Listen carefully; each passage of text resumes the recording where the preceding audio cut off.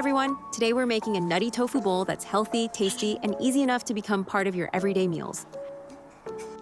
First, crumble half a block of tofu by hand and microwave it for 1 minute to remove excess moisture. Squeeze out the remaining water and transfer the tofu to a bowl. Open 1 can of tuna, drain all the oil, and add it to the bowl. Dice 1 mini cucumber and add it in at the end. This simple sauce is really the key. Drizzle 1 tablespoon each of soy sauce, sesame oil, allulose, and vinegar evenly over the bowl. Crumble roasted seaweed and sprinkle it on top. Finish with sesame seeds, and it's done.